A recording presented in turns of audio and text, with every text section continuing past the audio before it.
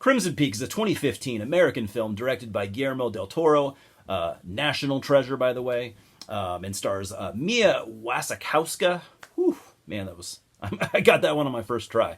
Jessica Chastain, Charlie Hunnam, and Tom Hiddleston.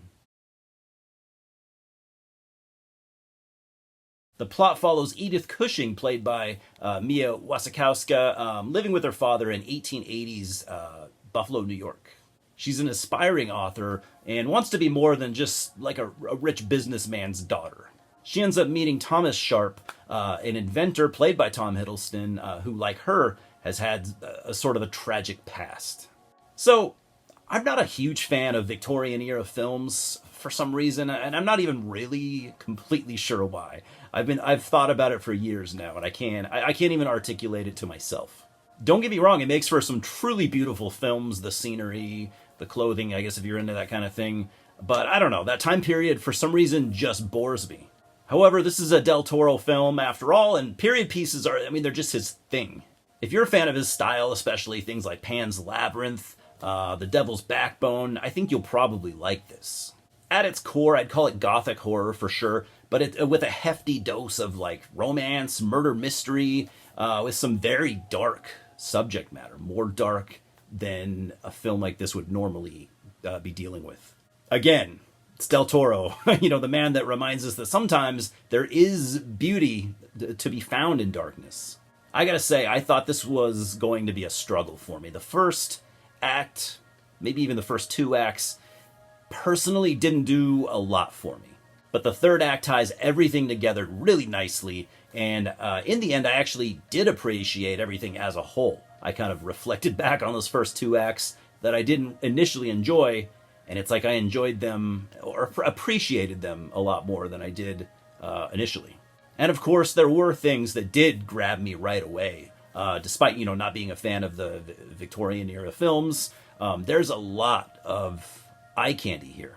The first thing I noticed that really grabbed my attention was the beautiful cinematography work from Danish cinematographer Dan Laudston, because that's just the kind of thing that I look for these days. The man's a veteran, and his work tells a story of its own, and just goes so well with Del Toro's kind of world building and bright color palettes. He started working with Del Toro with this film, and he's remained with him. He's done everything going forward, which I think was The Shape of Water and Nightmare Alley. So two films after this, and it's a partnership that I could see going on for many years. It's just such a great combination, these two guys. And I'll even mention that he received an Academy Award nomination for The Shape of Water back in 2017.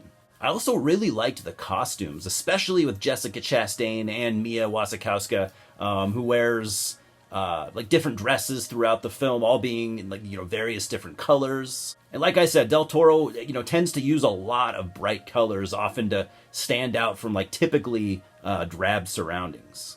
But like I said earlier, aside from the visuals, it took a while for me to get into this. Early on, there's just a lot of romance stuff between Tom Hiddleston and Mia Wasikowska. It fits the story perfectly. It's necessary, to an extent, but it's really just not my thing. Not really into romance movies. Not to sound like a dorky dude, but the performances are really good across the board. I wasn't familiar at all with Mia Wasikowska, but she was great for the role. I loved her here. I'll definitely, keep an eye out. Tom Hiddleston was also really good. He reminds me a lot of Michael Fassbender, but from the few things I've seen him in, his performances are kind of one-dimensional. That said, he fits this film perfectly. Jessica Chastain is very good, as well as Thomas's sister, who lives with him at the old mansion that they inherited from their parents at a pretty young age. And while discussing characters in this film, you pretty much have to mention the mansion, which is called the Allerdale Hall, because it really is like a character in itself, almost like a living, breathing being. It's incredibly massive. It's very old and just kind of falling apart in places, like the area as you walk in through the front door. It's missing part of its roof. So when it snows inside the house, which I feel like is a really, really cool idea, and you do see it happen. It's also slowly sinking into a red clay mine that it sits on top of, which is a crazy idea and very cool, I think.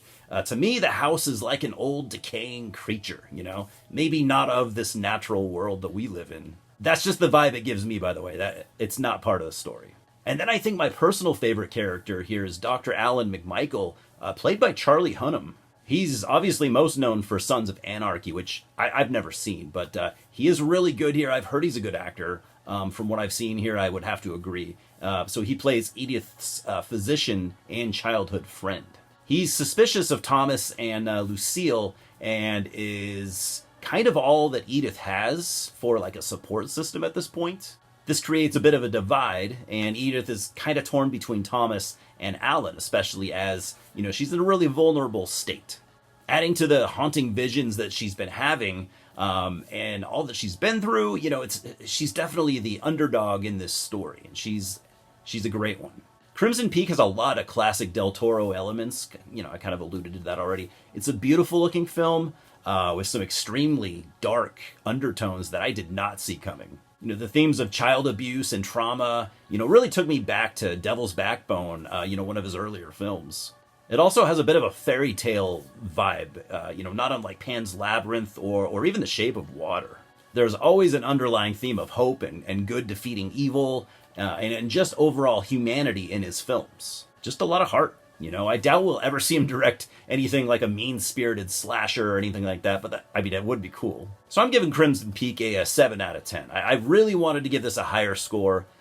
Initially, during those first 2 acts, I was seriously struggling to see myself giving it more than a 5.5, but I'm going with a 7. Again, I'd like it to be higher, but just those first 2 acts, though, like I said, I grew to appreciate them by the time the film was over, they just didn't really interest me. So 7 out of 10, I would definitely recommend it to all Del Toro fans, all fans of, you know, Gothic horror, fans of Victorian era horror, or just Victorian era darker films in general.